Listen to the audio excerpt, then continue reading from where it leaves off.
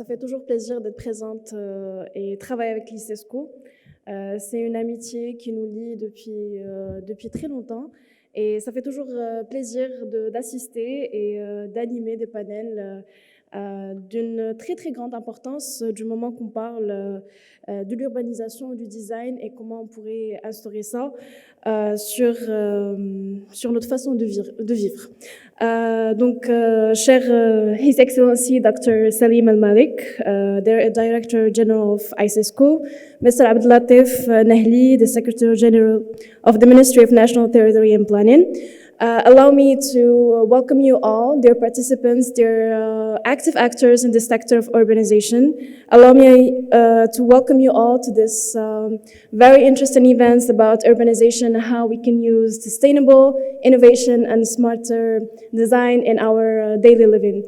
Allow me also to speak in English because I believe this is the language of the future and to ensure that everyone is understanding us. So that's why I am conducting this presentation in English. So urbanization, this is a very interesting word. Why? Because it's not a word that is something new. We have learned that we as a human, we always wanted to live together. We always wanted to hunt together. And we always wanted to construct something that could protect us from the other. The other could be the nature, could be the other as humans or animals. And it goes a lot back in the history, thousands of years ago. So here we are today in 2022. We're discussing, we want to know how we can address those challenges, how we can build a better way of living for us and for humanity in general. And even more important today with the light of pandemic, and as we know, and maybe a lot of students today and a lot of people who works in the field of architecture and design thinking and design and urbanization, they know that after each pandemic, our cities take new shades, take new images, because in the light of a pandemic, we know what we were missing and we want to correct that and we want to make it better. So that's why I am very happy and delighted to present this panel, because we're going to talk about innovation, we're going to talk about sustainability, and we're going to talk about also how we can use literature in designing our urban areas. So, without further ado, let me please introduce you to our first speaker, Mr. Ryle Miller. So Mr. Ryle Miller is, excuse me, I'm going to read his bio because I don't want to make any mistake. So Mr. Ryle Miller is one of the world's leading authorities in theory and practice and how we can use the future to change what people think and perceive about urbanization. He started his career in OECD in Paris in 1982 in the economic departments. He's also a PhD holder in economics at the New York School of Social Research in 1987. So he's a senior fellow in many schools in the world. And today in his presentations, he's going to talk about how literature is very important in imagining the future and imagining the change of our cities. So without further ado, I'll give the floor to you, Mr. Ryle Miller. Thank you very much. It's a great honor to be here. I'm thrilled to be able to participate, and I want to thank, obviously, the Secretary General and to thank all of the members of the audience, both physical and virtual. This is a very important topic, as has already been mentioned. Let me point out just at the very beginning that one of the ways that the past has a huge impact on the future is concrete. The structures in the world around us, whether they're pyramids or the Great Wall of China, these structures last a long time. And in many ways, these structures are good, as my wonderful friend Kais Hamami said. These are the metaphor in many ways for the way we think about the future.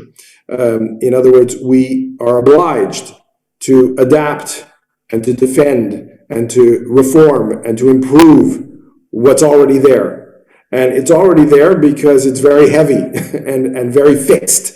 And it, in fact, forces us to think about the future in ways that are narrowed down to the issue of how do we adapt what's already on our back. The legacy systems, the path dependency. And in that sense, we are in many ways pushed to use this capacity that humans have, this capacity to imagine the future, because the future does not exist. This capacity to imagine, we are obliged to use it, and sometimes with great difficulty, to say, how are we going to preserve? How are we going to perpetuate? How are we going to rebuild, but on the basis of what's already there, for the future? And I think that one of the key insights from today's world, but I think it's been true in the past as well, but it's dramatically evident for us today, is that a pandemic alters our images of the future. It points out how we were not taking into account aspects of the world around us. The war that is currently disrupting so much of life is also a good example of how images of the future change very quickly. You know, one of the things, and I've been a futurist for a very long time, one of the things that people say to me all the time is they say, well, look, I can think about the future in imaginative, creative, strange, Hollywood, Black Mirror kind of ways, if you give me a long time frame. If you say in 20 years, in 30 years, in 40 years. But look at what's happened in the last 3 years with the pandemic, with this war. We know that things can change very, very quickly. And the way that we see the world, the way that we act in the world can be transformed very quickly. So the question that we face today, and urban design is one of the very good examples. Urban design takes for granted so many aspects of the city that, in fact, when I was a child, I could see in a place like Rome. Ancient Rome, where they had sewers and they had the public infrastructure and where they had the structure of the city laid out as urban planning. This is not new. This is something that we've been doing, as has been said, for thousands of years. So the question becomes, now that we're also getting a message from our planet, and it's not a message that's human, it's not a message that's based on somebody's personal perspective, personal history or preference. The planet is simply indicating, sending a message that's not ideological, that's not based on some idea of good, bad, being punished or being rewarded. It's an image of the future that the planet is sending us signals about that says the quiet climate that we have grown accustomed to and that we have built so much of our life around, it may not be sustained. That narrow, stable window of climate may change. And we can think about that and say, oh no, I don't want to change. And because I don't want to change, I need to take into account the planet. And I think that's true. I think it's very important for us to say, why is it that we're so vulnerable and fragile, like with the pandemic? What is it about the way we act that creates the dependencies on oil, for instance, as is currently being manifested in the war in the Ukraine? Those dependencies have implications. Why do we make decisions which make us dependent? What is our confidence, maybe our arrogance with respect to the future? Oh, I can control any virus. Viruses can be conquered easily. But we have all of human history to show that that's not so true. Why is it that we're not more humble? So this is the question of understanding our relationship to change. Change is the only certainty, and we cannot control it. And we will always be surprised. There is no way to avoid surprise. So the question becomes, how do we integrate surprise and change into our thinking? And that leads to the point that I made at the beginning, which is concrete heavy things, things that I have to carry on my back, things that I have to defend and rebuild and try and sustain, those make me less adaptable, less agile. It's also a question, in terms of agility, of being able to recognize change, to make sense of difference, things we have not seen before. If I encounter something different, oh, and there's the famous example of the Black Swan, which is an example from the history of people saying, I thought all swans were white, and then, ooh, all of a sudden you see there's a black swan. This idea of surprise, there's the question of what's our attitude, what's our point of view, is we say, well, I want to create a world where there are no black swans. You can't do that. There will always be black swans. So the question becomes, how do we sense and make sense of them? But in being able to take into account difference like that, we're also creating the conditions, helping ourselves to be able to accept difference, to make sense of difference, and crucially, to use difference, change, surprise, in order to spur creativity, to inspire creativity, to offer ways for us to invent agility, adaptation, and change. And so when it comes to understanding how the future, and here the word futures literacy, by the way, is not about literature, it's about the capability. This is from the English use of the term literacy. And the term literacy means the capability to read and write. And what I'm talking about is the capability to understand why we imagine the future, to order pizza, to build a building, to be able to take uncertainty into account, and to combine planning with improvisation, to combine durability, generalizability with spontaneity and ephemerality, to create the conditions amongst humans so we can be more agile, lighter, more able to find difference, create difference, and use difference to take an approach towards resilience that is based on the idea of making many more bets. This diversification strategy, diversifying the way we approach the world, is a crucial aspect. And here, when it comes to urban planning and the organization of human communities, and I will end with this point, I believe today we are in a position to begin looking at the world around us and saying, what is the potential for the future of changes that are occurring all around us, such as the virtual, which makes globalization much more effective and much less CO2 polluting? How can we begin to create the virtual and physical worlds together? How can we begin to alter the heaviness and the cost in concrete and electricity of the way we live? Are we in a position to go beyond the city that was invented or practiced in Rome 2,000 years ago? I believe if we change the way we use the future, if we become more futures literate, more able to use our human imagination for diversification and creativity, we are in a position to change our relationship to viruses, to change our relationship to the planet, and also, crucially, to change our relationship to conquest and war, and the idea that we can colonize and conquer the future. All of this, for me, is what the center that you are now involved with is about, because as Kais Hamami said so well, this is really about creating the capacity and the ability to use the future more effectively. Thank you very much, and I really look forward to working with you and the discussions going forward. Thank you. Thank you so much. Thank you so much, Dr. Miller. One of the words that strikes me the most is, in his presentation, was agility.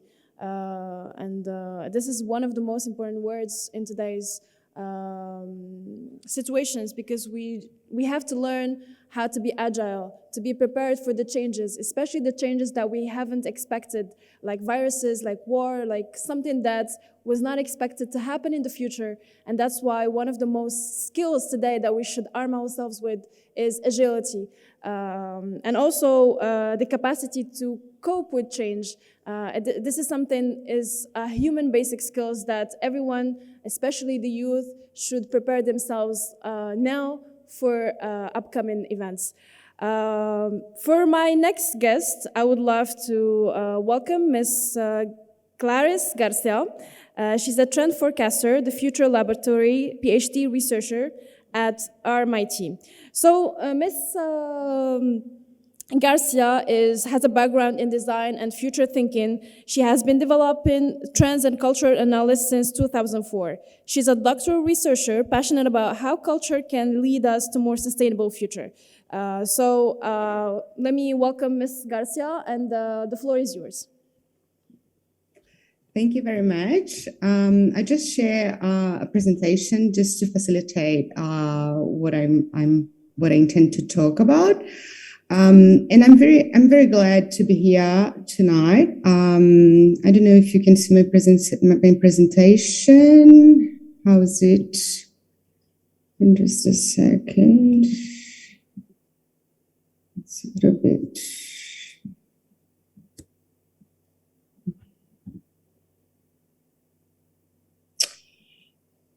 Yeah, so I'm very glad to be here, very honored to be invited to be in this panel with such amazing people and speakers. So I'll be talking about speculative design for pluriversal cities. I'm Clarice Garcia, I'm a designer, I'm an architect and urbanist as well. I'm a trend forecaster and I'm a PhD candidate at RMIT, Australia. And I'd like to start with a short text which says, the spinner can be reached in two ways, by ship or by camel. The city displays one face to the traveler arriving over land and a different one to who arrives by sea. When the camel driver sees at the horizon of the tableland the pinnacles of the skyscrapers come into view, the radar antenne and the white and red windsocks flapping, the chimneys belching smoke, he thinks of a ship. He knows it's a city, but he thinks of it as a vessel that take him away from the desert. In the coastline's haze, the sailor discerns the form of a camel's withers and embroidered saddle with glittering fringe between two spotted humps, advancing and swaying. He knows it's a city, but he thinks of it as a camel. He sees himself at the head of a long caravan, taking him away from the desert of the sea. Each city receives its form from the desert it opposes, so the camel driver and the sailor see the spinner aboard a city between two deserts. This is a short text by Italo Calvino in the famous The Invisible Cities book. And it can make us reflect on the ways city can be seen, experienced, lived, and used differently by different people and inhabitants. But what do we see from some examples when we think about urban planning and futures? Sometimes it's a completely different story. So I'll talk a little bit about Brasilia. I was born, Brazil is my hometown. I was born there in 1979, and it was planned, as you probably know, as a dream. So Brasilia is this iconic example of a city designed by a genius urbanist, Tanya Costa, who structured his thoughts on modernist principles and values such as universality, efficiency, progress, speed, organization, and so on. When we see his sketches for Brasilia, it also shows like an example of a city that was planned under the premises of technology. So we see Brasilia as a city that was designed to accommodate cars and to celebrate the modern times and the spirit of speed. So it was designed to ensure free spaces for a modern traffic circulation that could be smooth and flow without interruptions, or at least with minimum obstacles as possible. So here in Brasilia, efficiency is a value that could guarantee a happy modern life for its inhabitants in the future. So Brasilia was conceived from the cross of two road axes, as you can see in the number 1. So the cross marks this symbol as a sort of ground zero, as this new dream that might emerge from nothing, from nowhere. And it was like this synonym of progress and prosperity. We can also see Brasilia from the top, and we see that the way the roads are planned and the different levels as they are constructed, they have this beautiful and rigorous design. So a design of articulations, right? So that's, again, roughly saying it articulates cars, not people. So the traffic as a priority can be seen in this photo taken by a Brazilian photographer called Joana França, that the road prevails over people, encounters, daily situations, human interactions. And what happened with Brasilia from a cultural perspective was that it became a place that doesn't embrace or reflect, at least, all the cultural diversity that it was formed by. So in Brasilia, when it was created, many cultural, different people came to Brasilia to this like ground zero, and people were from different places with different cultures, but we don't see this diversity anymore. So in Brasilia, cultural differences are somehow blurred. So here we see one of the paradoxes of Brasilia, a city without people. We don't see people walking around in Brasilia. We see transportation. We see cars. By the way, the dream became this. This is Brasilia nowadays. So the plan, as Raya was saying, needs to be flexible to change. Excuse me, your slides are not showing. It's only the first one. Oh. Ah, really? Oh, I'm so sorry. I haven't been following you through the slides yet. All right, so I'll keep the not the presentation going on, but I'll keep the. You can keep it this way. You can keep it this way. That's fine. Yeah, that's all right. Thank you. So this is what we can see as the common ground, and this is like a photo of Brasilia from the top of a Brazilian photographer that I was commenting. That is like the way Brasilia was designed by. And this is Brasilia nowadays. So we can see that the dream became a kind of nightmare. And this happens when Laura Fulano and Anidio Matthew said brilliantly, when decisions about urban problems are framed in rational, quantitative, analytical terms of government bureaucracies, with the variation, with the valorization of speed. So how can we quickly go from A to B? Capital, how much can the city gain in revenue from tourism, for example, and quantity? How many people are in Times Square at any given moment? And the thing is, here we can see a speculation. This is a vision of a smart city, future smart city in Saudi Arabia. And we can detect here in this image the same problem that we can see in the image of Brasilia. We can see buildings, we can see roads, we can see technology, but where are the people? So what I'm arguing here, what I'm defending, what I advocate for is that Foresight should embrace design practices to turn the practice of foresight more human, and that in a way could embrace cultural differences. So what if we could place in our considerations, not only terms such as transportation, smart cities, technological advances, projections, big data, and so on, to include society and cultural value in collective discussions about the future of cities. So in this manner, the collision between speculative design and participatory design can have a huge impact on urban futures. Since the intersection can extend and translate social issues and cultural values alongside all data, technology, technical solutions that urban planning implies. So speculative design is a powerful tool to question the current world we live in, but also it's a powerful tool to reflect on the implications that certain technologies, and I'm saying that because we are very much into the smart cities story, the implications that they might have in societies. Also, in its turn, participatory design engages people, includes, empowers non-experts in the design process as a way to democratize and to share knowledge and to confront existing power hierarchies and control. So when the two approaches are put together, we can experience a powerful way to unfold what values and morals we want to bring to the future with us, and we can shed some light on new priorities that we as a cultural and social beings want to preserve or to create. And we can do that by using speculative design as a bridge to connect people from different opinions, different worldviews, different backgrounds into a collective imagination that instead of having a singular vision can embrace a pluriversal one. In my work as a trend forecaster, as a PhD researcher, I've been investigating how images can bring some values around the future.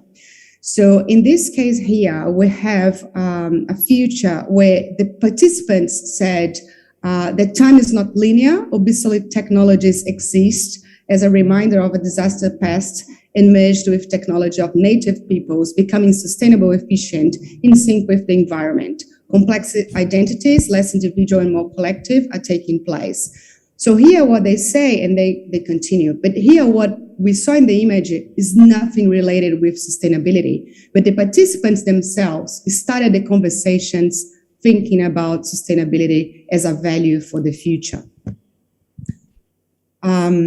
And when we think about cities, when we compare that image, the speculation about the future city with a normal city like Melbourne, for example, where I'm living, we see that a city should embrace diversity and normally embraces diversity, especially in times where we will see migrations, displacement of entire populations due to climate change and wars. So I think that we can think about foresight, not just incorporating design practices to illuminate some values and some discussions around what we need as humans for these cities in the future. But we can also, in other words, we can have the planet as the background, as the common ground for all the discussions we might have. So in any case, we need to consider sustainability as this common ground for this long-term systemic vision. And as Arturo Escobar said, we need to consider a world where many words fit. So thank you. Thank you, Ms. Garcia. Thank you very much.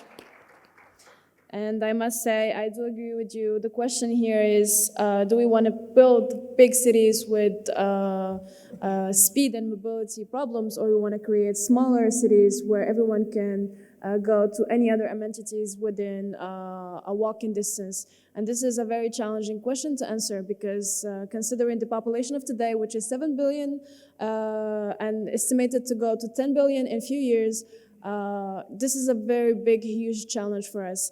And thank you so much for sharing about your hometown, Brasilia, and how the design was made and how the participatory design and urbanization is very important to collect all actors and all perspectives in order to have a very sustainable living areas. Without further ado, let me introduce you to our next speaker, Ms.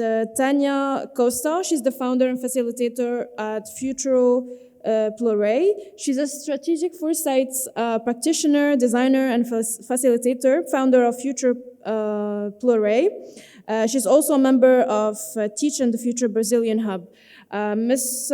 Costa, the floor is yours. She's going to talk about a very important dimension of urban planning, which is culture. As we know all, we do not belong to the same culture, we do not speak the same language, and we do not have the same needs. And furthermore, we do have to think about cities that are not looking alike in every places. And Ms. Costa, she's going to talk about this perspective. Thank you very much. The floor is yours. Thank you. Good morning. I'll be sharing my presentation. Just a second. This.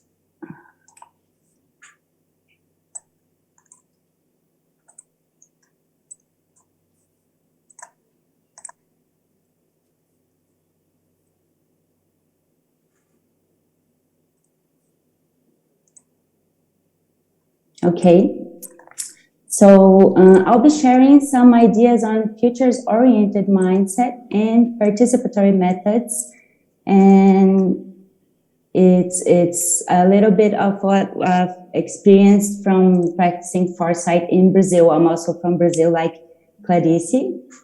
And in the world we live in, we have an increasingly complex, uncertain, and accelerated world with all of these challenges that we've been talking about all this morning. So we have global megatrends that are asking for governments, organizations, and the society to make decisions and act quickly. So in this global context, how can we deal with all of this change and uncertainty, but at the same time be agents of positive change to build desirable futures? We can address all of these challenges by adopting a futures-oriented and collaborative mindset. And we can start doing that by integrating strategic foresight participatory methods to our practice. So why should we experiment using strategic foresight lenses in our designing or planning practices? Because strategic foresight can help us make sense of the change that is happening in the world, at the same time that it gives us the insights that we need to assume shared responsibility on the change we want to see in the world, to actually create change. Also, foresight can provide us with this necessary long-term vision, but at the same time gives us insights for innovation opportunities in the present. And last but not least, thinking carefully of the long-term impact of what we do today, it's an ethical commitment to future generations. So strategic foresight is about scanning the environment for new events and drivers of change, considering that change is systemic. And we look at all of these possible dimensions where change is happening and the interaction between them. And we are looking for emerging issues that might influence the status quo in the next few years or decades. And then we imagine alternative futures to try to anticipate the possible evolution of the change and its consequences. And that we do by creating different possible future scenarios. And the process of looking at future scenarios should challenge our current assumptions. So this is a process that should make people uncomfortable. Foresight is not about predicting the future. It's about making the right questions and taking action. So integrating foresight, strategic foresight to our practice should provide us with new questions like what can we make in a different way now, or how can we avoid unwanted futures? But to find the right questions about the future, we need diversity. So that's the importance of foresight participatory tools and methods. Why is diversity so essential to foresight? Well, because individual knowledge is narrow, because when we include several voices, we reduce the chance of bias, and we get more creativity and ideas on alternative futures. And also, that's the way we can build more equitable futures to bring everyone to the discussion. So I thought that it would be interesting to share a little bit of what we've been doing here in Brazil and Futuros Plurais, and with the purpose to engage more people on futures thinking and to create a collaborative learning space, and also to practice foresight with diversity of perceptions and experiences.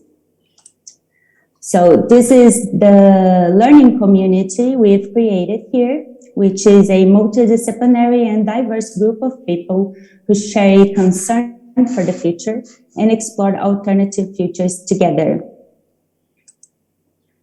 What we do is to use online collaboration tools to scan for change and emerging issues. And then we gather online to explore foresight tools and imagine alternative futures together. We discuss and listen to different visions of the future, and we raise a lot of questions about the future. So my talk is like an invitation for us to try to integrate foresight tools to our practices in a collaborative way. So any designing, planning, or decision-making process can have this benefit from foresight. And I think that the first goal is to find new questions about the future and open our mind to new possibilities so that we inspire to take action and hopefully build desirable futures. Thank you so much for the time. It's a great honor to be here. And if anyone wishes to continue this conversation in the future, I'll be happy to connect with you. This is my contact. Thanks a lot. Thank you, Ms. Costa, for your presentation and for also highlighting the very importance of collective minds and collective intelligence to build our cities. And also you talk about systemic change, which is something very important that we should include in our design, either in urbanization or in making projects in general, because we do need to understand where the problem comes from in order to come up with the proper solutions and the adaptable solutions for this problem. Our next guest is Ms. Erica Boll. So Ms. Erica Boll, she's a policy analyst, Joint Researcher Center, European Commission. She's skilled with innovation foresight while promoting innovation and entrepreneurship in the Commission. She's also a change maker for Teach the Future, a global nonprofit movement that promotes future literacy as a life skill for students and educators. So Ms. Erica Boll, she's going to talk about thinking and how we can have a future thinking and smarter design for a sustainable city. So Ms. Erica Boll, the floor is yours.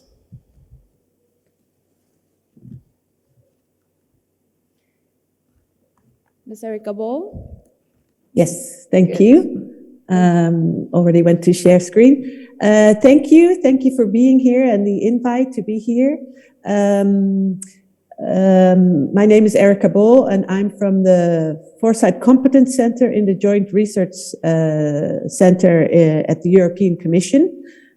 So we discuss futures in multiple ways and of course also the future of cities. So how to create space for new directions, that's what Foresight is about. And the urban environment is fundamentally different than it ever has been before, but we are still trying to physically define it in the same way. So that's where I think the challenge lies. It's time to think about our cities in completely new ways. We need to come up with new dreams for the city and see how we can spatially translate for the long term, cohesive, seductive, and strong perspective for future societies. So this is quite a challenge. And in this way, Foresight can be a very good example. And Mrs. Costa already explained what Foresight can do. And also Real Miller sketched the importance why we should do it.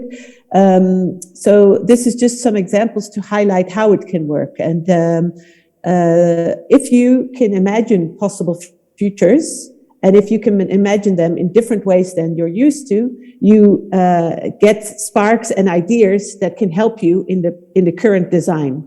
So these are great examples of the Y Factory, which is a think tank from MVRDV, based in the Netherlands, working together with the TU Delft. And they have some, they think about different futures. So this example, for instance, is a city from the perspective of the machine. And it brings together designers, computers, and programmers and engineers to address these roles, how automatic technology can integrate in the city space. Another great example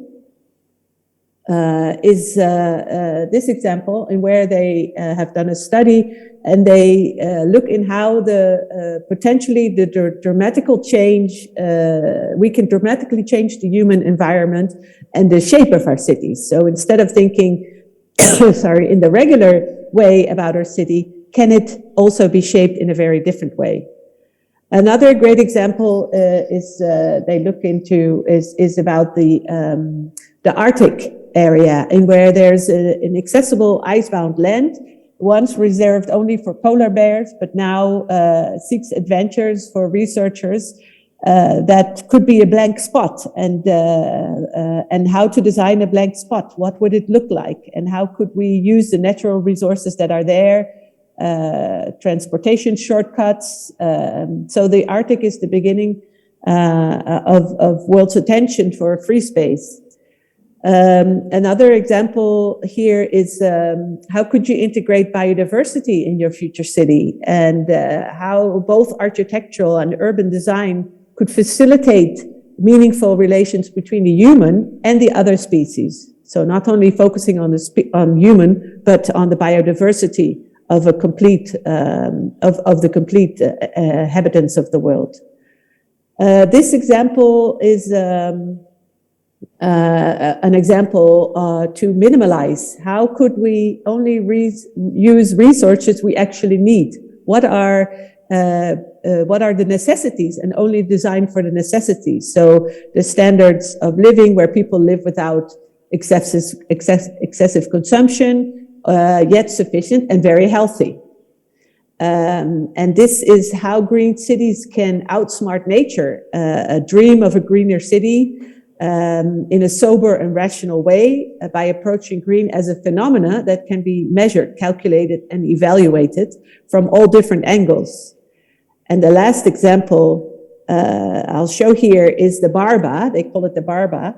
And this is this focuses on the research of nanotechnologies in architecture. So is it the end of bricks and mortar? How could we use nanotechnology to change buildings and cities in the future, live in a fully adaptable environment?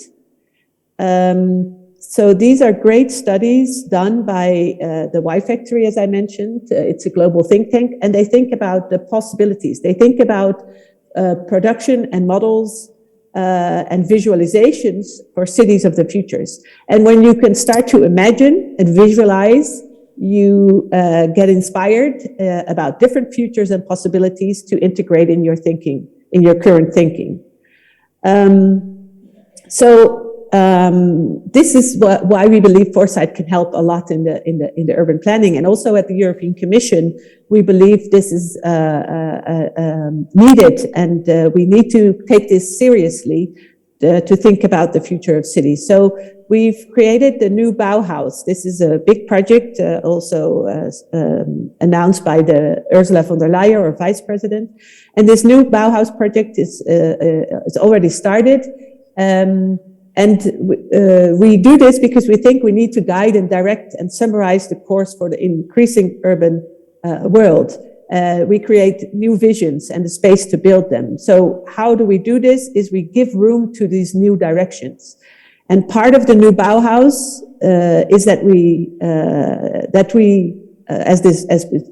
this project is that we have designed it as a creative space, an interdisciplinary space, where we connect all these great new initiatives in relation to some of our European priorities, which is one of them, the Green Deal. So how could we use, and how could we think about a future where which is green, and how does it affect our living spaces and experiences?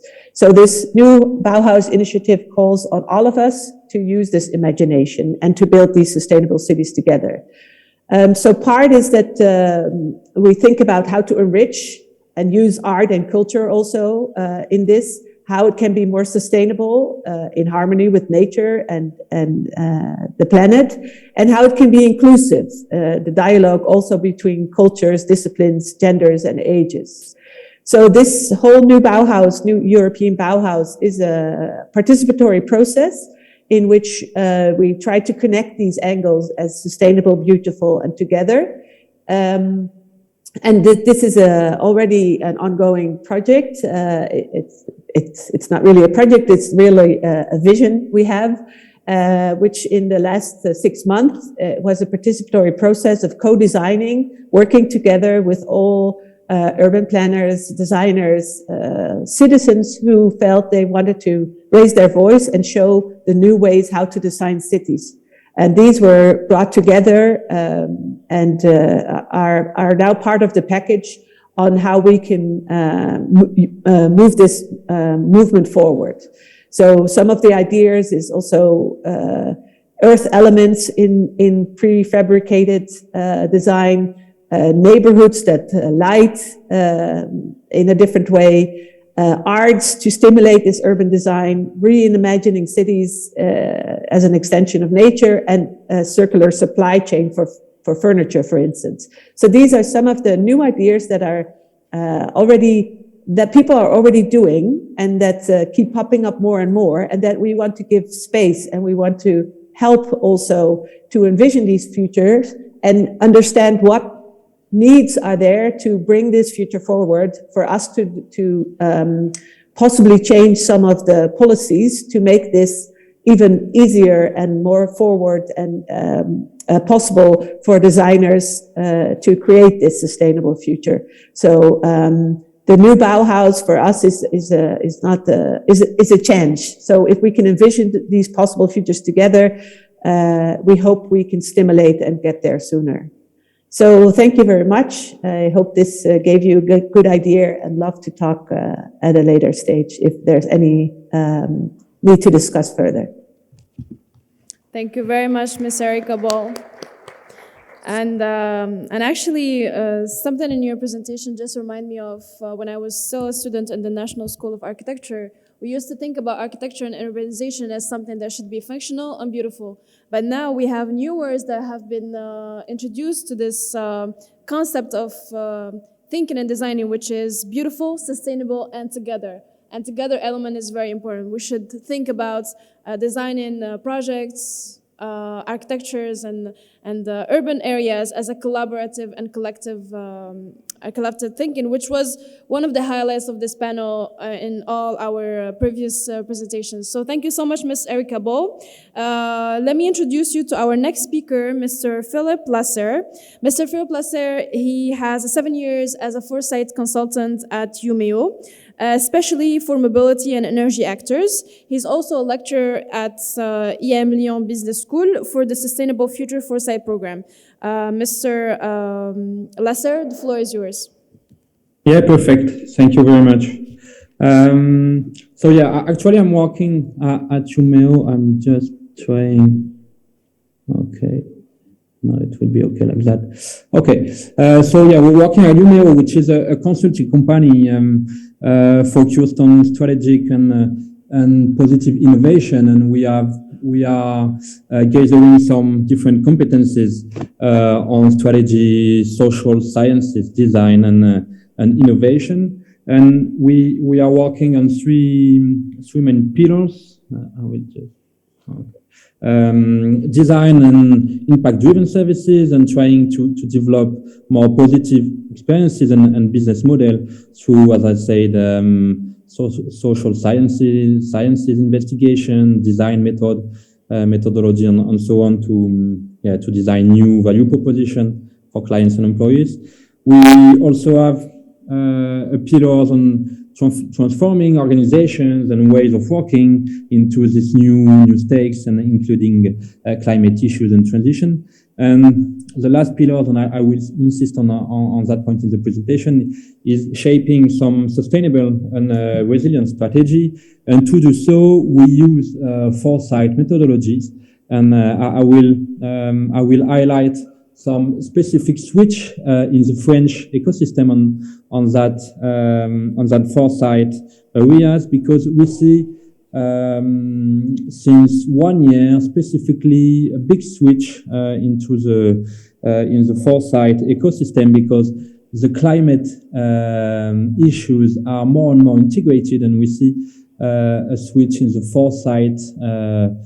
Foresight work, because we have many work since 1 year, including more and more this climate issues. For example, the French Agency in Ecological Transition, the French Agency in Energy Planification, but many other associations working on that, including the climate objective and the 2 degrees climate objective directly into the Foresight approaches. And so, sorry, it's in French, but just to give you an overview of the different scenarios, insisting on the different strategy which are necessary and mandatory to attain the objective of the Paris Agreement, and the benefits of these approaches, including at the heart of this project, the climate objective, is to discuss not the objective but the ways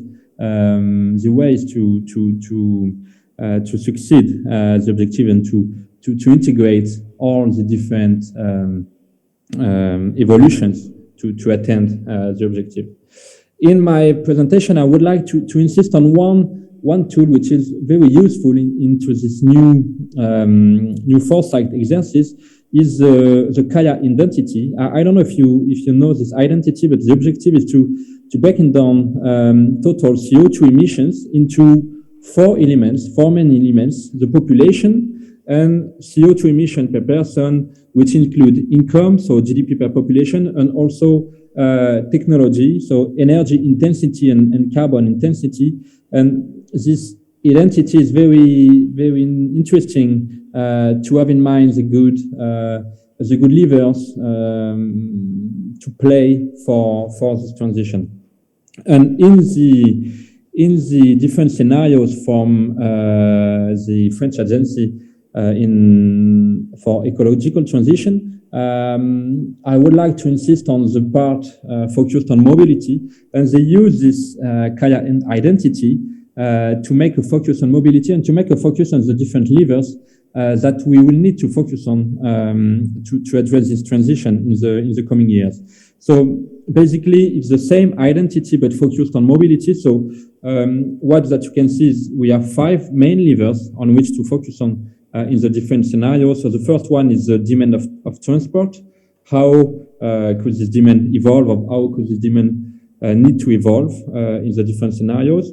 The modal shift towards more decarbonized mobility, the filling rate into each way of transportation, and the last 2 levers are on energetic efficiency of each vehicles, and the carbon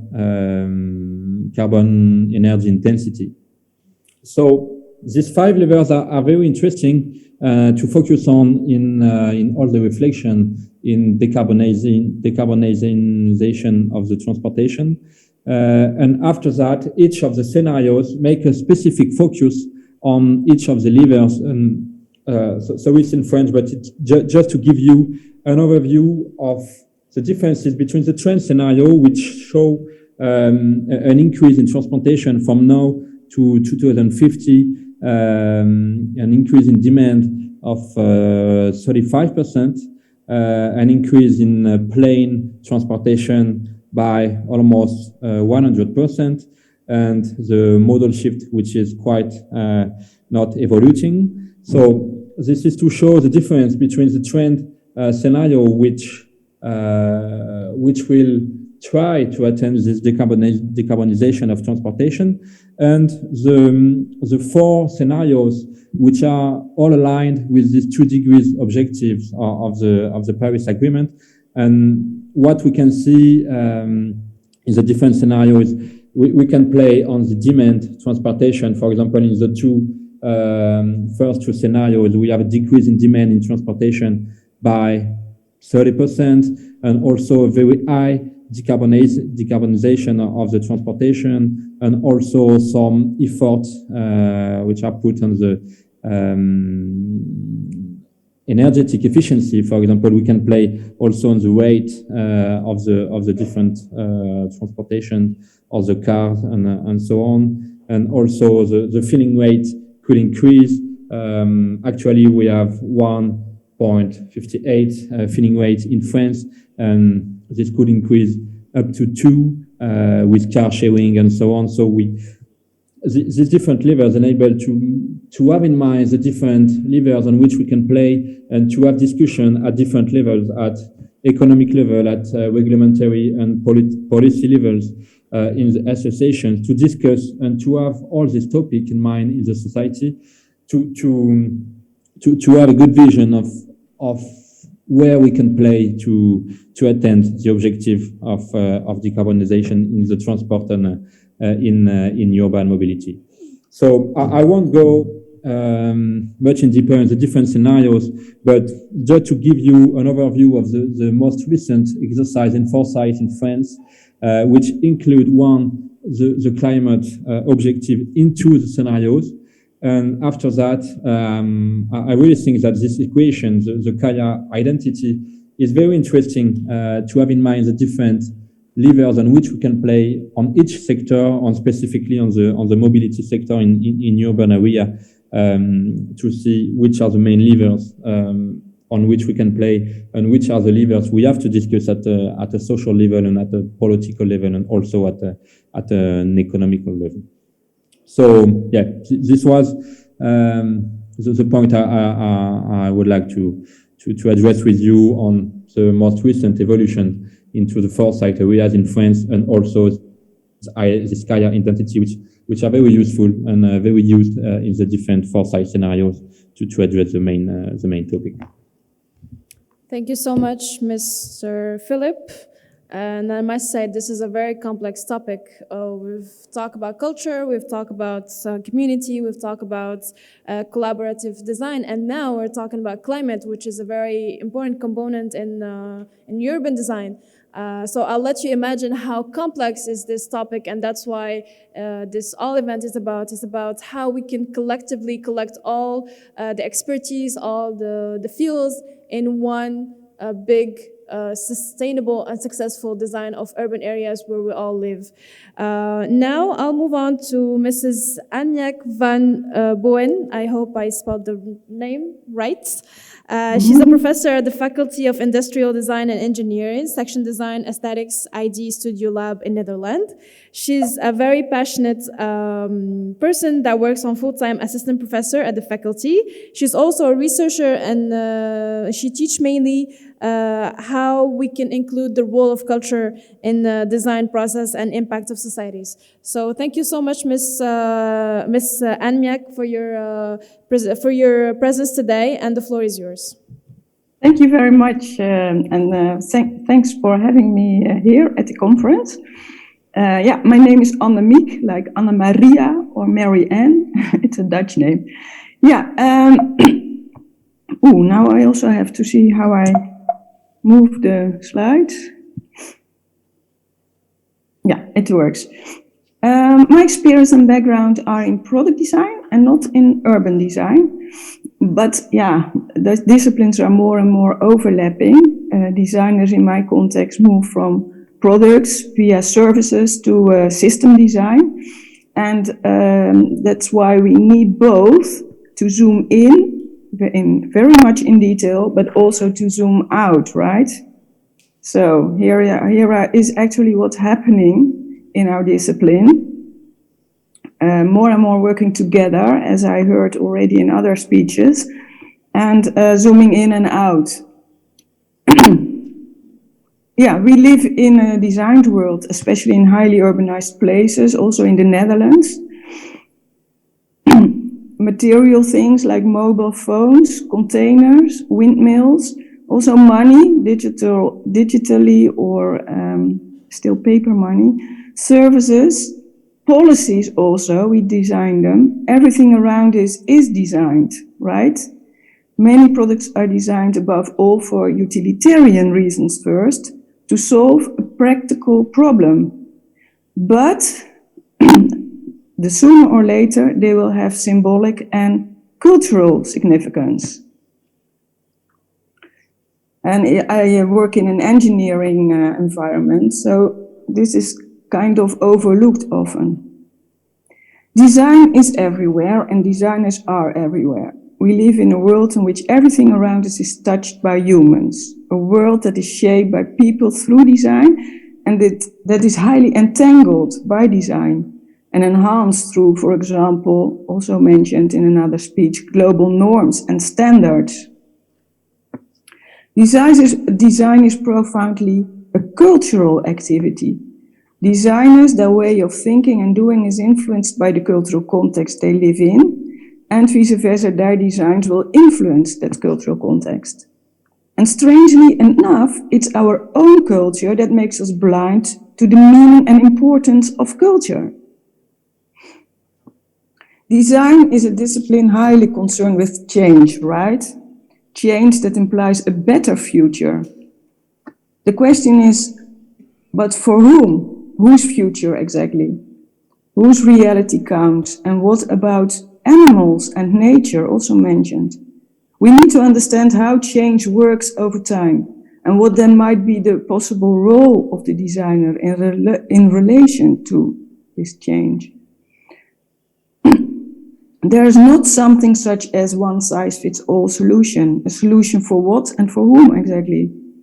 Cultural influences will steer solutions in different directions, and cultures, also subcultures, will deal with the offered solutions differently. And I think that's also mentioned already, that's a good thing, because diversity makes our societies more resilient. Change presumes a past. Future possibilities are entwined with present and past. So the problems we face have a history. And to avoid the roads that were already taken and that were not successful, and to not ignore the values and practices that prove to be helpful, we need to know the history of both the past and the present. Because cultures actually shape these histories. If we accept that cultures evolve over long periods of time and that they carry values and practices needed to cope with life, then we should be careful with what we change, right?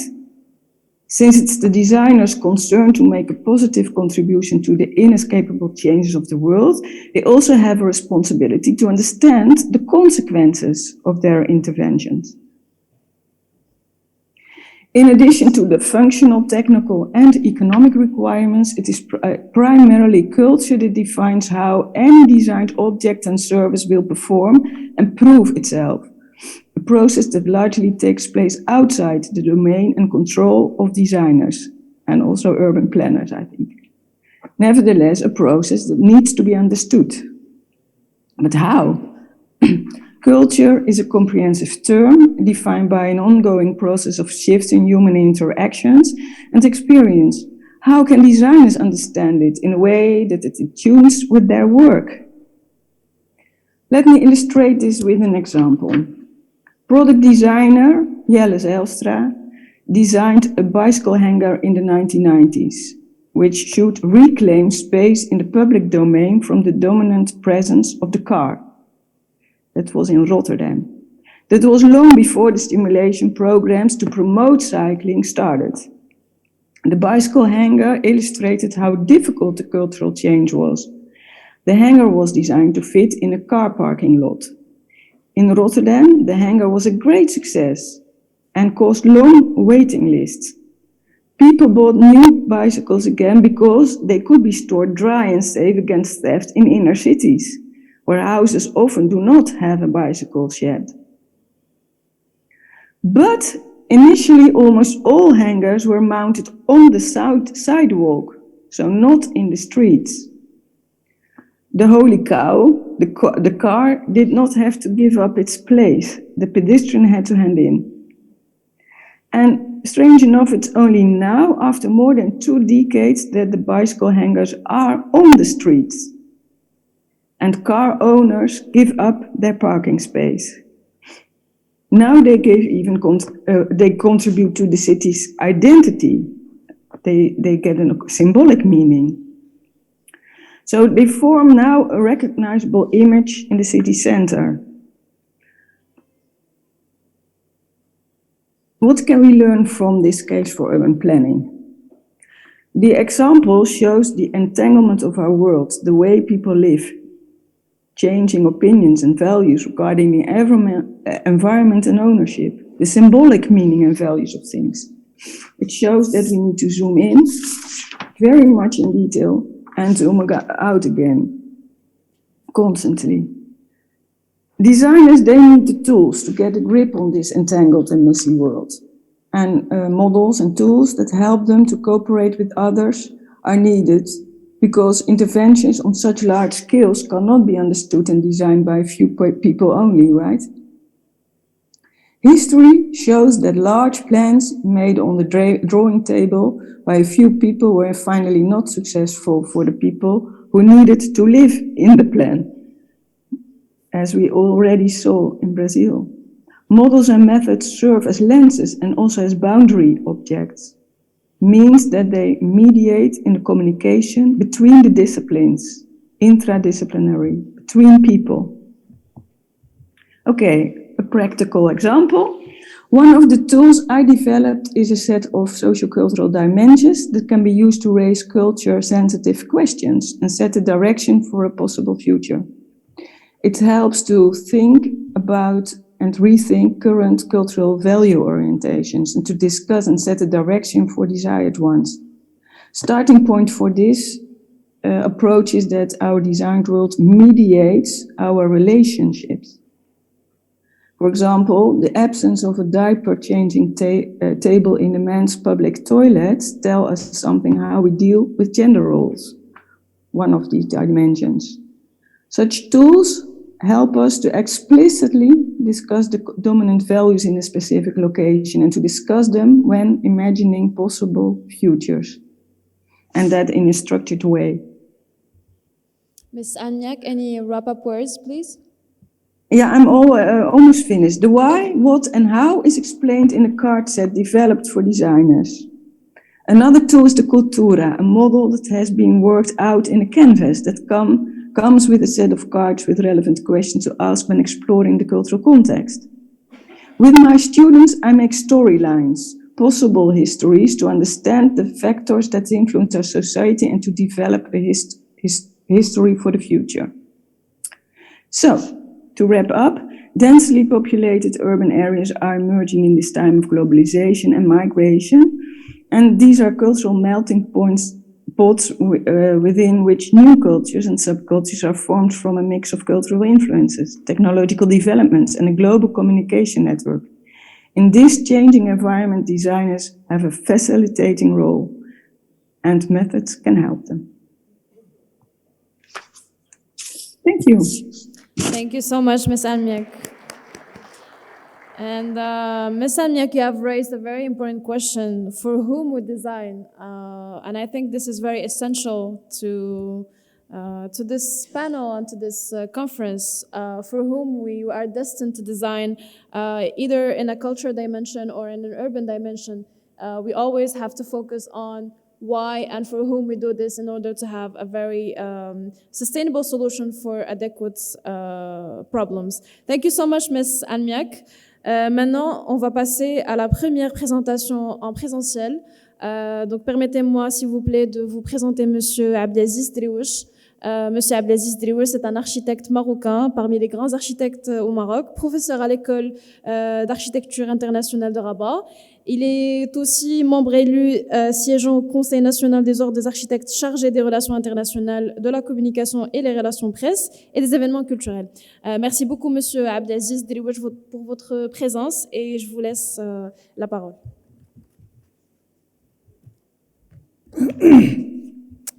Merci beaucoup, madame. Merci à l'ICESCO pour cette journée. Merci pour votre invitation. Et merci à tous les exposants, confrères et consoeurs qui m'ont précédé. Très intéressant le dernier exposé sur la culture. Je n'ai pas de diapositive, mais je vais essayer d'être très clair dans mes propos. Mon exposé va être plutôt proche de la méthode très académique, sachant bien qu'on a beaucoup d'étudiants parmi nous dans l'assistance. Alors la question de la prospective, elle est très large et vous avez peut-être vous-même remarqué que les intervenants, chacun a un petit peu abordé la question de son côté.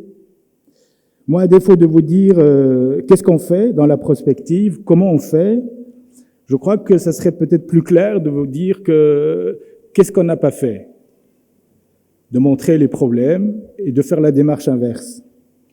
Qu'est-ce qui adviendrait lorsqu'on n'intervient pas en amont? Qu'est-ce qui se passe quand on ne fait pas appel à la prospection dans l'élaboration de l'aménagement du territoire et du développement des villes, développement urbain de manière générale? Je crois que c'est très intéressant de montrer un petit peu les problèmes, les cadences, et puis après se poser la question, qu'est-ce qu'on peut faire? Je procède de cette manière parce qu'en plus, la question de l'aménagement du territoire et de l'aménagement des villes, c'est très complexe. On travaille dans le long terme, dans le moyen terme aussi, mais souvent pour se rendre compte des résultats de travail qu'on a fait, il faut attendre 25 ans, il faut attendre 20 ans pour voir est-ce qu'on n'a vraiment pas commis d'erreurs en amont et dans le passé. À l'échelle internationale, je crois qu'il est très intéressant de regarder un petit peu quelques exemples avec vous. On va les passer très rapidement en revue pour voir un petit peu tout ce qui s'est passé pendant ces 30 dernières années. Il y a quelque chose d'assez phénoménal.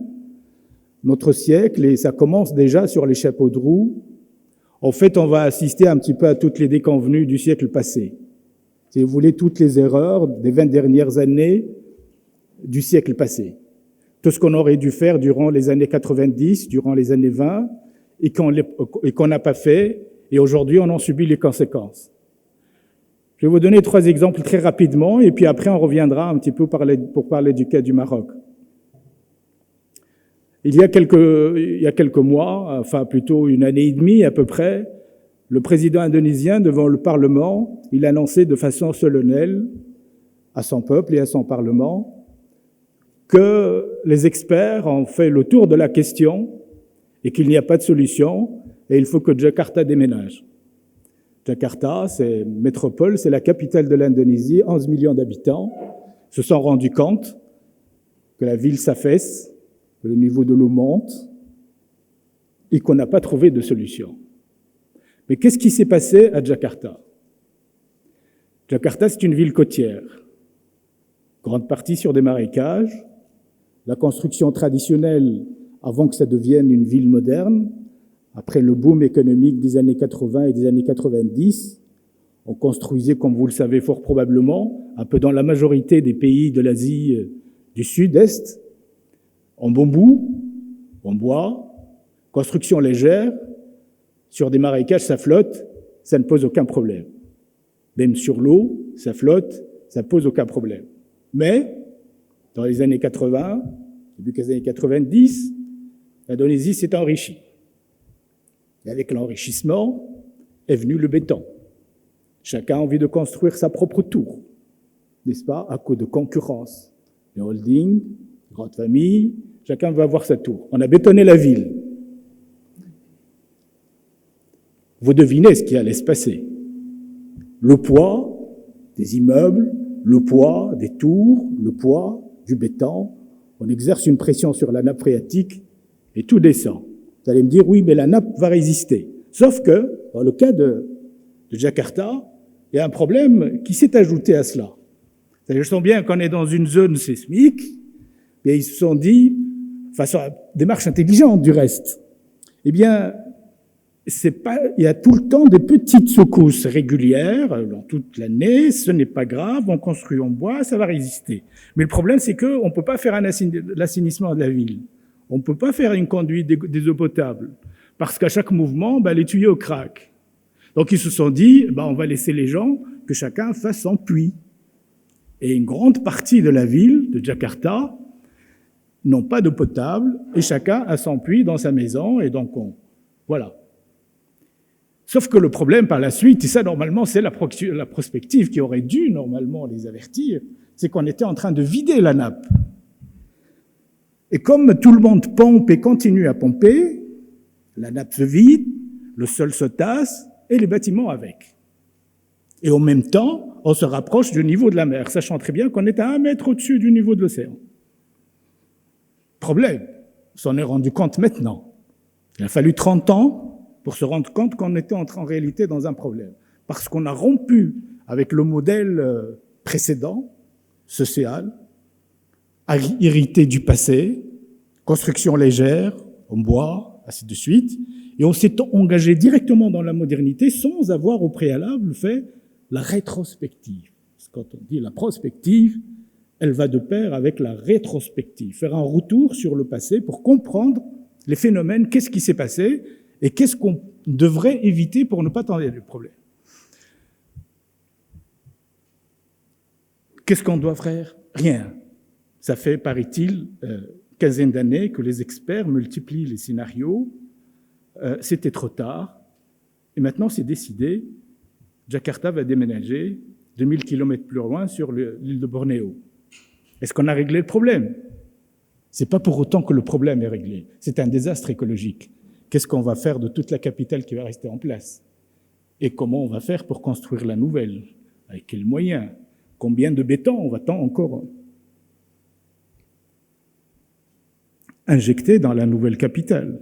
Combien de forêts va-t-on encore démolir, dans l'île de Bornéo pour construire toute une capitale de toutes pièces? Je vous laisse imaginer. Ça, c'est la conséquence du non-appel à la prospection, et c'est très clair. Je crois que là, tout le monde se fait une petite image, je n'ai pas besoin de vous faire une diapositive. Deuxième exemple, toujours dans l'Asie du Sud-Est, vous remarquerez après que tous ces pays, c'est des pays émergents, des pays qui se sont développés avec une vitesse incroyable. Au bout de 15 ans, on voit émerger des métropoles un peu dans l'Asie du Sud-Est et dans d'autres pays. Pourtant, ça n'est pas arrivé à Venise, et je vais revenir à ça. Pourtant, elle aussi, elle est sur l'eau. Juste à côté, pas très loin de Jakarta, la capitale de la Thaïlande, Bangkok, elle vit exactement le même problème. Avec une différence près, c'est qu'elle est carrément construite sur le cours du fleuve Chao Phraya. C'est un énorme fleuve, un peu comme la Seine à Paris, qui divise la ville en 2 morceaux.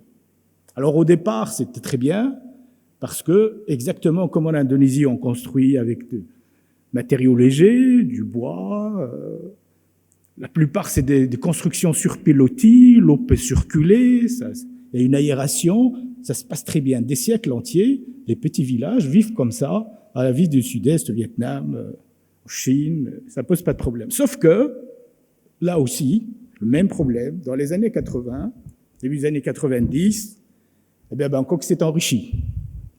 Et là aussi, c'est la course au tour, et chacun veut avoir sa tour, la plus haute possible. Quand on construit plus haut, ça veut dire qu'on construit encore plus profond, pour que ça tienne. C'est très simple. Et quand on creuse plus bas et qu'on met du poids et qu'on bétonne, on tue la nappe, on bloque les rivières, l'eau ne circule plus en dessous, ce qui fait que l'Indonésie, vous avez peut-être certainement vu un documentaire, sinon vous pouvez le voir sur la ville, sur le Bangkok, qu'est-ce qui se passe, qu'est-ce qui s'est passé en 2011, qu'est-ce qui s'est passé en 2016. C'est que pratiquement les 2/3 de la ville, pendant la saison des moussons, les 2/3 des rues de Bangkok, sont inondées. Alors on fait avec, on résiste, et puis à un certain moment, on arrive à un point de non-retour, sachant très bien qu'on parle de plus en plus aussi de la montée du niveau de la mer, de la fonte des glaces, et que donc le futur est... Le problème, ils y sont, mais ils y pensent. L'alternative de déménager Bangkok, ou du moins du centre des affaires et du gouvernement, la capitale, elle est aussi sur les tables. Mais ils n'ont pas encore tranché, comme c'est le cas de Jakarta en Indonésie. c'est inquiétant, parce qu'on pourrait quand même se poser, mais quoi, tout ce monde, comment se fait-il qu'on ne savait pas qu'on était sur un cours d'eau? Comment se fait-il qu'on est en train de construire sur les rives d'une rivière, alors qu'on est au bord de la mer? Comment se fait-il qu'on n'a pas compris qu'on était en train de construire sur une éponge? Les marécages, c'est une éponge. Vous appuyez dessus, vous avez l'eau qui gicle de tous les côtés, rien que pour le poids de votre doigt. Mouillez une éponge, pressez dessus, vous allez voir que l'eau va gicler sur tous les côtés. Comment se fait-il?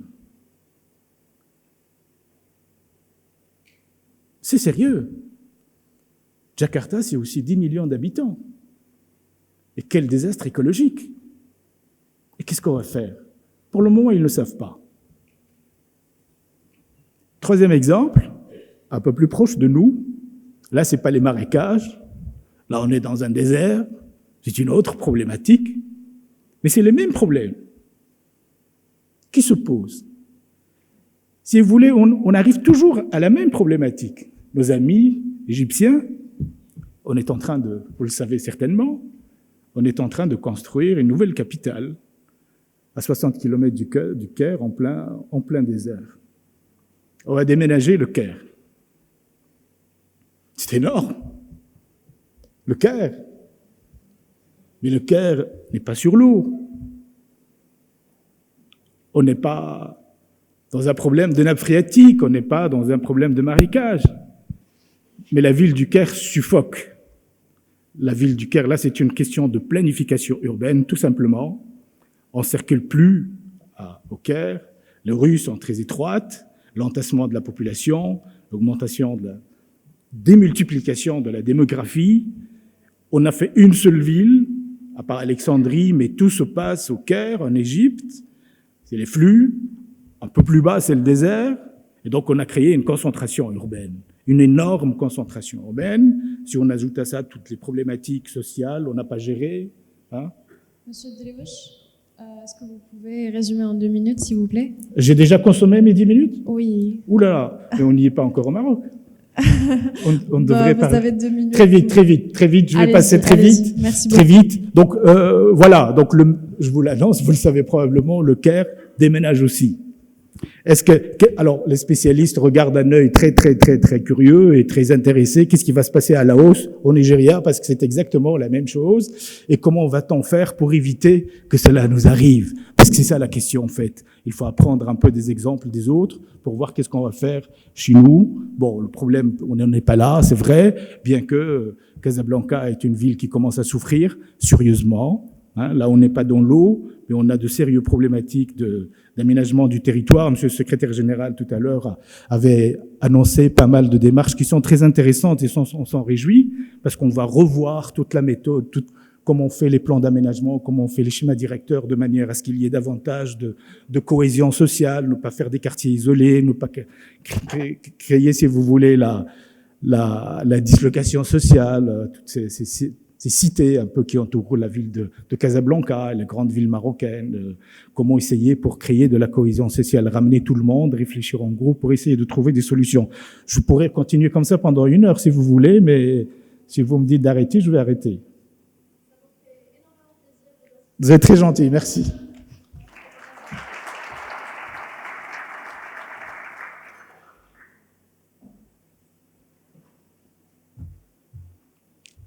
Merci beaucoup, Monsieur Drewush.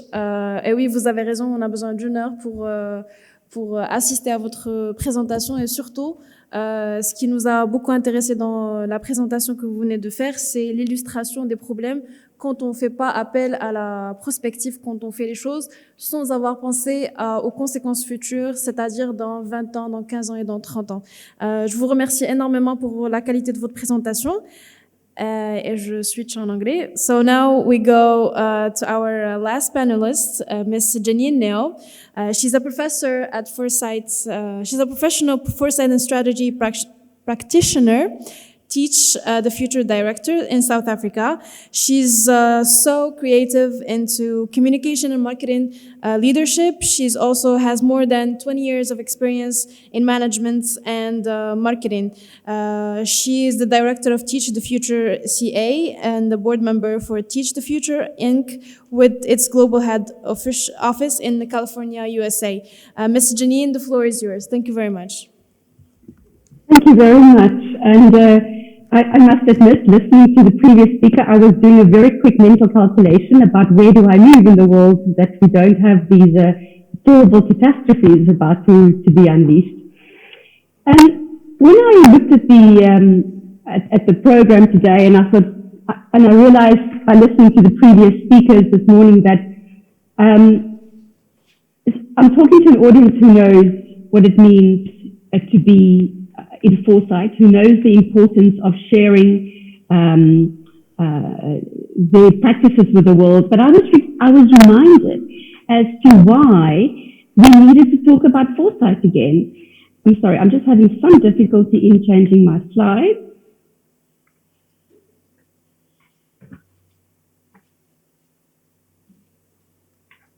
For some reason, I'm just going to exit that and see if I can do it from here just a little bit easier, if you'll excuse me. So, and I realize that we need to just remind ourselves that Foresight is a very practical profession, and it's a very practical discipline. It's having tools to look at what's happening around the world. And the previous speaker alluded to that. He talked about the upside down approach, about the catastrophes about Indonesia.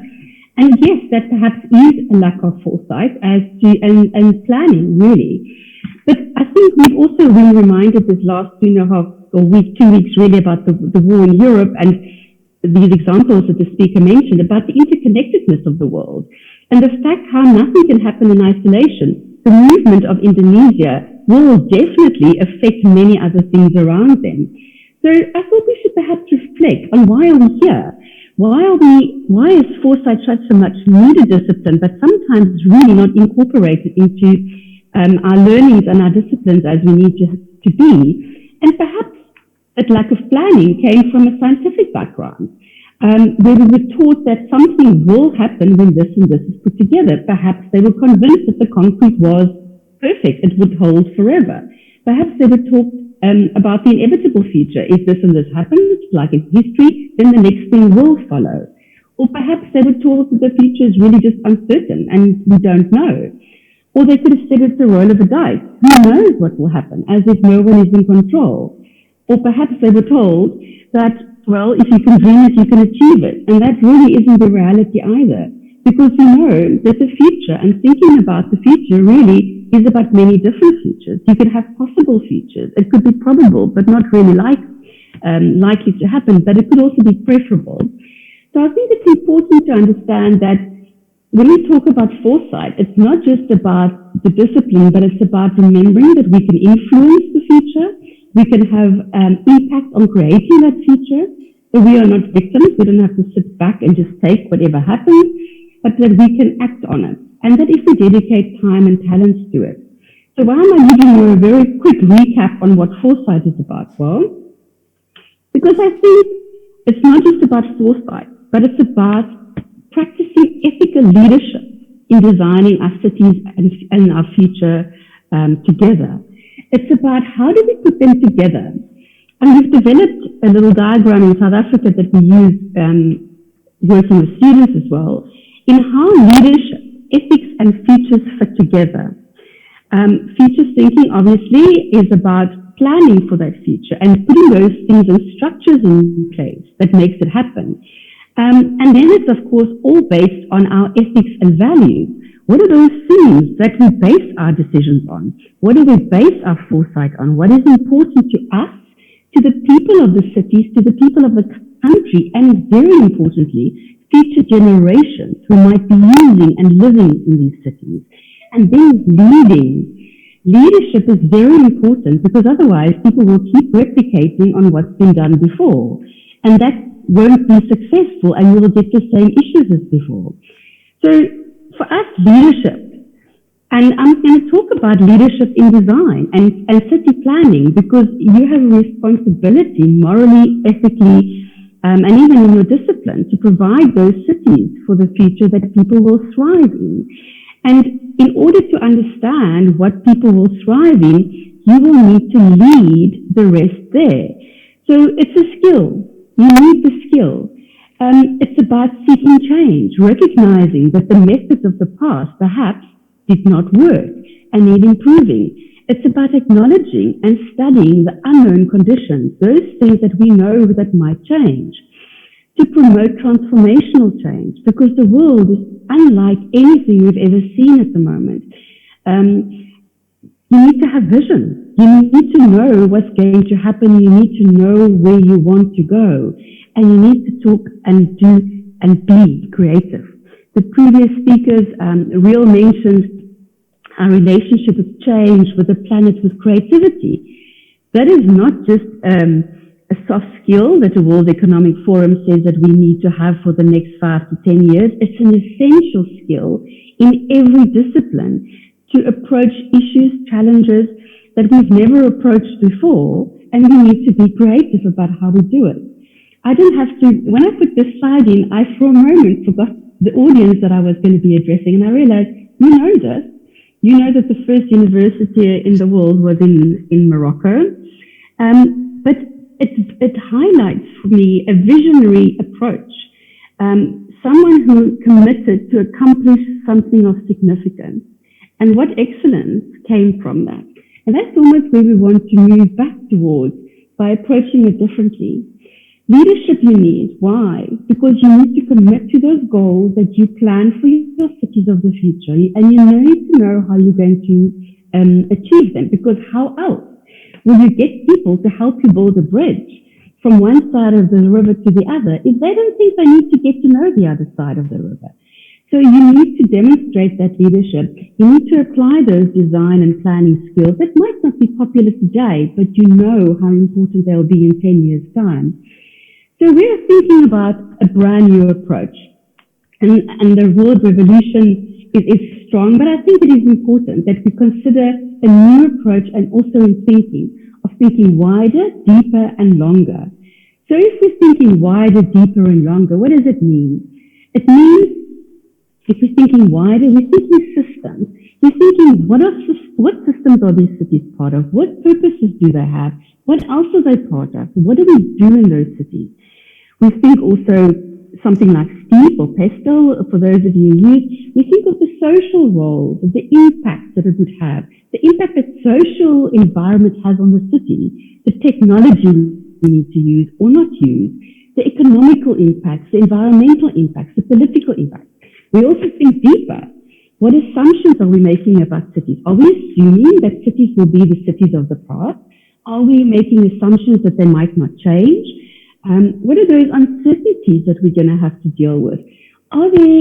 What else might happen? How might the world look if a prolonged, expanded war takes place? How does that affect our cities?